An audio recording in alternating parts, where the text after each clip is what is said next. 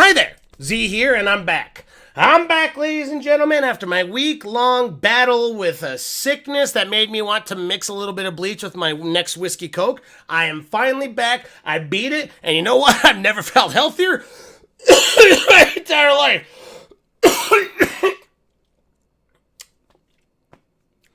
Okay, so I'm still a little bit under the weather, but you know what? I can stomach alcohol. Yeah, see?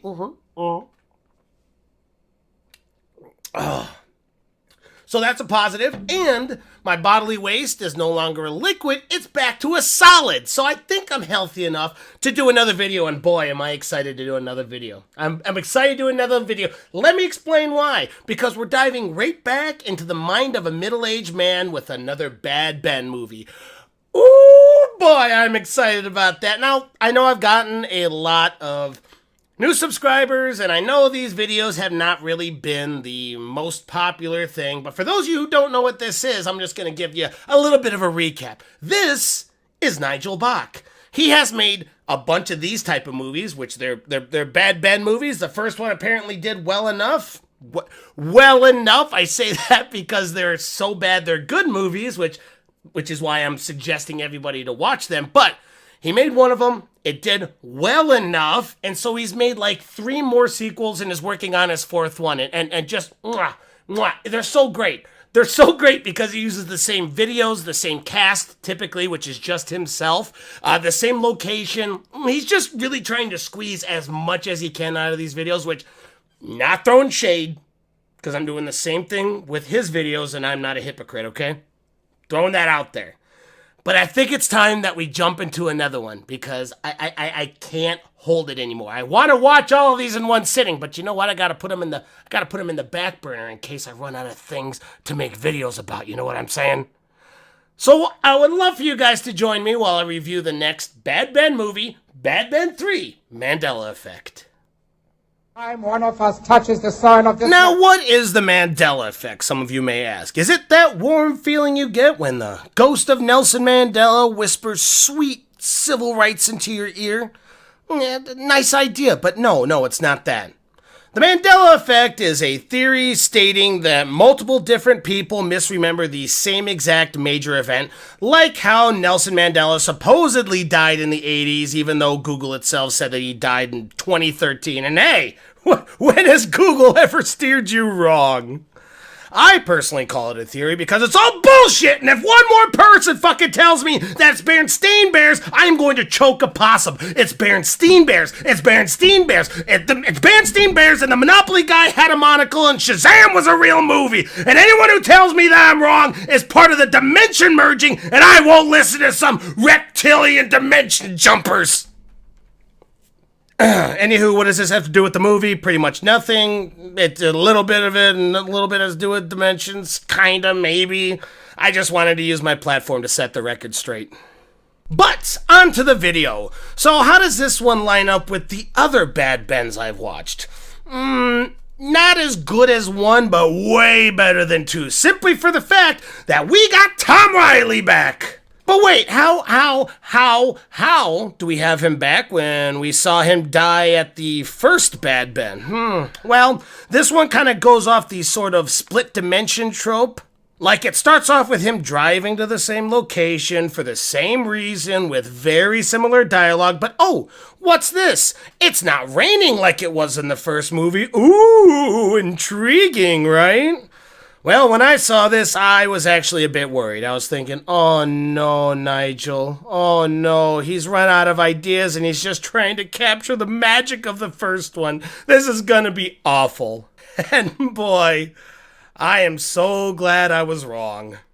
So instead of buying a house and flipping it like he did in the original, he bought the house because... Can you see that hanging up in the tree? That's witchcraft, my friends. He found some motherfucking witch symbols, and for some reason, he knew that this thing was buried in the dirt, and that's what sold him. Tom? Really, Tom? It's like, yeah, this house looks pretty stupid and bland. It doesn't really look good, but oh, what's that over there? Oh, it looks like there's some fucking Salem, Blair, Wiccan, I Dream of Genie kind of witchcraft going on over here. Hell yeah, $2 million, this house is mine. It's like I wasn't going to buy the house that I'm living in now, but then I found out that they disturbed a bunch of Indian burial grounds to install a Nazi torture chamber in my basement, and I'm like, that's the selling point. I want this house real bad now. I don't fucking get it, Tom. I don't get it. Oh, Mr. Bach, you never let me down with your nonsense. So, anyways, he brings this bundle of unholiness into the house and finds out it's a doll with a bunch of weird witch shit in it, and it's all wrapped up in a cloth, and that's pretty much it. But I know some of you are saying, well, Zach, I watched your other 2 videos. What does this have anything to do with a demonic kid that kills people and was birthed from a demon raping a woman? And I have to tell you, it means absolutely nothing. This is a non-linear thing, okay? Shut your mouth, put the handlebars, put the safety bars down, okay? Eat your fucking funnel cake and just relax while we're taking on this ride, all right? Just relax. We're here to laugh and we're here to have fun, okay? And as soon as he takes the doll into the house, strange things start happening. Yeah, like the doll plays the piano for a bit.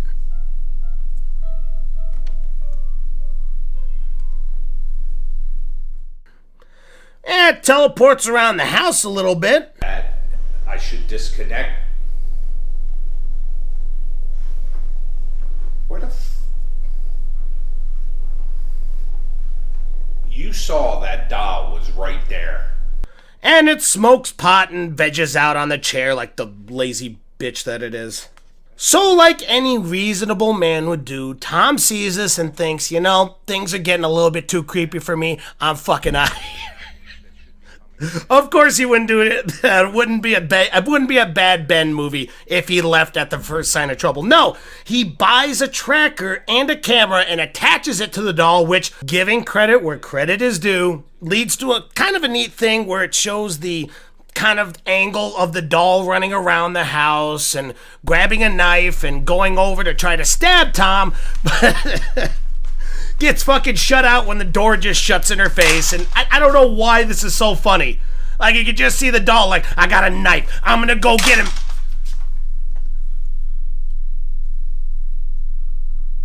Fuck! And here is where I would really like to mark the beginning of the real comedy, where it's pretty much a middle-aged man yelling at dolls for a solid 10 minutes. Honestly, that's all it is. It's awesome.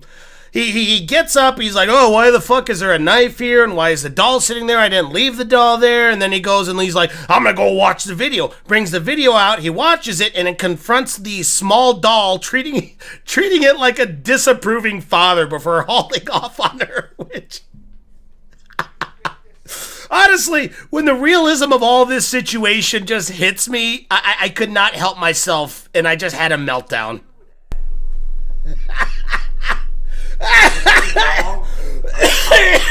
Letting you out of that grace. He's just talking to a doll now. Oh, an old man talking to a doll. Oh, this is fucking fantastic. Thank you, Nigel. Thank you so much. Talk to me. Fucking thing. Oh God. Oh. That's fantastic. That's so good. And from then on, it's just him messing around with dolls. I mean, that's really what it is. He chases one of the dolls into the attic where another much larger one is hiding. They attack him, they fall through the ladder hatch, and a very provocative situation there, Tom. I would not have those dolls so close to you, and the way you're dabbing your head, I don't like where this is going, Tom, at all. He throws them away in the vain hope that it actually helps, and they come back just like any other horror film, and he insults them. All right, you little whores. This means war. Yeah, Tom ain't taking any more of this shit, you little whores.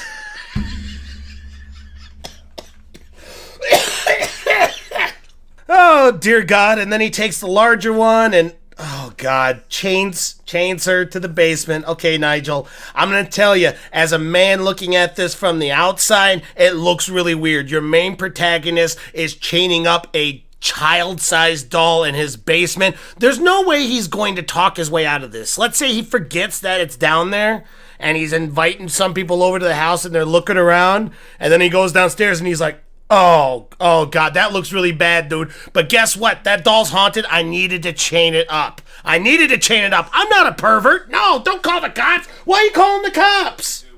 After chaining her up, he also puts down this iconic toy from the previous movies that you all remember. It's just a little music box that goes off, and every single movie, they seem to bring it in for 1 second, and then they fuck off with it, and that's exactly what happens.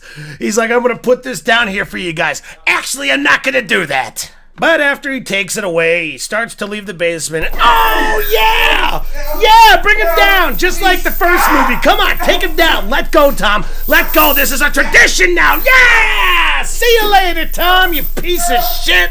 Another dead Tom eaten alive by, I don't know, a doll or something. I mean, he probably didn't even get eaten. He just got attacked or whatever, something like that. I don't know, but boy howdy was that a good video. Man, I hope you guys had as good a time as I did, but Here I am, on the way home from settlement of the house on Steelmanville Road.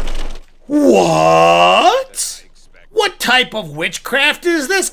Another Tom Riley? Going to another Steelmanville Road? Is this heaven? Did I die and I go to heaven? So for those of you who are just like, hey, I liked the first movie, but Zach, I wanted more dead Tom Riley. At that point, I'll have to say, this is exactly what you're looking for then. Does it explain why he's repeating this day over and over again? No, not really. It's just like once in a while he'll just say, wow, this looks really familiar. But that's fucking it. They should have called it Bad Ben Deja Vu, not Bad Ben Mandela Effect. But whatever, this is the title that we got. Fuck it. Scenario 2. Tom Riley 1.1 comes to the house to flip it, much like before. But when he gets there, weird things start happening, much like before. Moving items, lights turning on and off, suspicious sounds, and Pennywise's retarded cousin, Dime Dumb! A clown? Really, Nigel? Really? Do you really have to go to that trope? Come on. Well, I mean, to be completely fair, and this is me defending him, the next step down on the horror scale from poltergeist and demonic hauntings is supernatural clowns. So, okay, he's just moving down a little bit. I get it. You can't always go with the same thing. Fine, Nigel, you get it. But Tom 1.1 ain't afraid of no ghosts. In fact, he wants to contact them before flipping the house because horror movie. That's the only thing I can really think of. Which anyone who has ever fucked with a Ouija board knows that, it's the best way of talking to ghosts, best way. Ghosts or inviting horrible spirits into your house to fuck your soul raw, but, I'm sure that everything will turn out fine. I'm sure that Tom will get out of this no problem. And boy howdy, if I wasn't so sure this was a movie, I could swear he was seriously talking to the other spirit world with this acting. I swear to God, I am not doing that. I swear to God, I am not doing this. I swear I'm not moving this thing. I have seen YouTubers act better than this. Oh my God, did you feel that pull? It's like magnetic. It feels like a magnetic pull. That one. Oh my God. Oh my gosh. Are you doing that? It's going so Dude, fast. I'm almost concentrated. This shit's real, guys. Like, I'm not trying to be funny in a video right now. Yeah. Okay, actually, I'm sorry, Nigel. You ain't that bad. Please forgive me. I'm really sorry. So after talking to the spirit and having something touch him under the table, ooh, what a frisky demonic spirit you are. He says he's leaving. Weird shit happens, and for some reason, he comes back. Why does he come back? Oh, so he can die again. Yes, there is no scene of him going in the car, getting in the car, turning it on, and saying, this whole thing is silly. This whole thing is going straight to my head. I need to go back there and face my fears. There's nothing wrong with this house or anything like that. Nothing talking him to going back to the house. He says he doesn't feel safe. He says he needs to leave the house, gets up, puts on his hat, walks away. Fucking weird shit happens in the house for about 1 minute.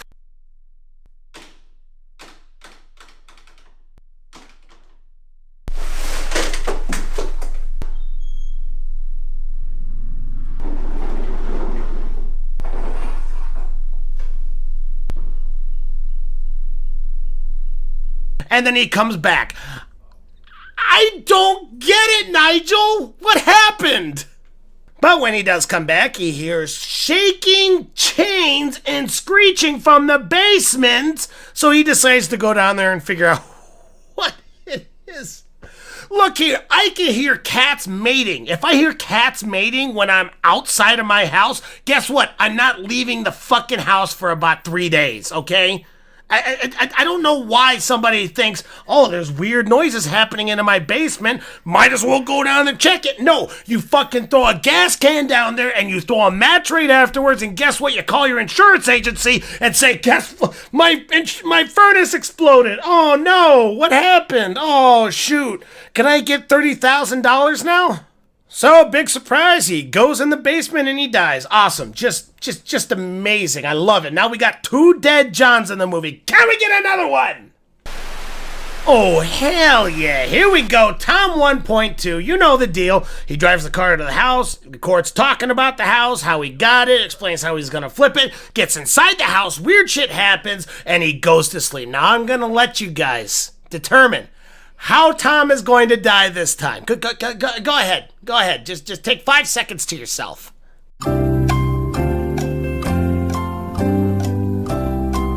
Well, in the middle of sleep, he gets a call from a woman asking for help, and knowing how chivalrous and probably lonely our main protagonist is, he goes looking for that damsel in distress. But after leading him on a wild goose chase through the main floor and the upstairs and everything, she finally tells him that she's downstairs, and he walks into the darkness because I don't know why he didn't fucking turn on a light. No one's supposed to ask this. You're just supposed to go along for the ride, like I mentioned before. And hey, 3 dead main characters. Can we make it a sweet 4? Well, I'm sorry to say, guys, but the genocide of Tom Riley stops here, because who would have guessed it? It would have taken him 4 tries to understand when weird shit happens and you don't know what the fuck it is, don't go inside the house. Tom 1.4 should be in every horror film telling people don't go to the weird shit, okay? He's died 3 times. He knows what he's doing. And to be honest, this part made me laugh legit. Not so bad it's good or in an ironic way. It's really funny because after the 3 deaths that he's gone through, his reaction of finding something weird in the house is glorious.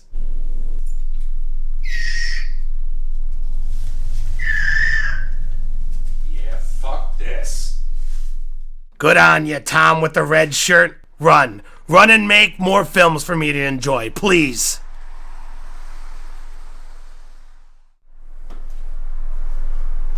And that's it. This is just a wonderful film to watch, especially if you're sick and already delirious from a high fever and dehydration. But overall, I'm really enjoying these Bad Ben films. I will say one thing, though. I really hope Nigel Bach isn't spending all of his money on hookers and blow and recording equipment so he can actually branch out a bit more. Now, this Bad Ben stuff is fucking great, don't get me wrong, but guess what else is? Scotch. And at some point, given enough of it, you can definitely get yourself in trouble, even with things like Scotch, no matter how beautiful it is here. I don't know what he's doing. Like, he's working on his next one right now, which is great. I'll keep watching these, but Tom, branch out a little bit more. Come on. Give us a little bit more of that middle-aged mind of yours, because a lot of people are enjoying this. You look at any of the reviews and everyone is saying, so bad it's good. I am loving how this guy is just so into his films, but you can't ignore all of the low-budget schlock that he puts in it. But you know what?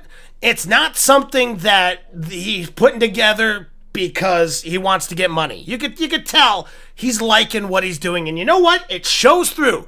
Doesn't matter what amount of what you get from these video films, whatever you want to call them.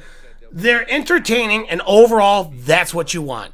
So I am going to do it like I do in all my other videos to encourage the fuck out of anybody who wants to have a good laugh for about an hour and a half to watch these. They're free for Amazon Prime. Go on there, watch them, maybe have a couple alcoholic drinks, and just laugh. Don't think too much about it, just laugh. Like I said, for the 3rd time in this video, enjoy the ride. I hope you all had a great time. I hope you had a good Christmas and holidays, and I hope you'll have a better New Year's. Cheers, and I'll see you at the next video.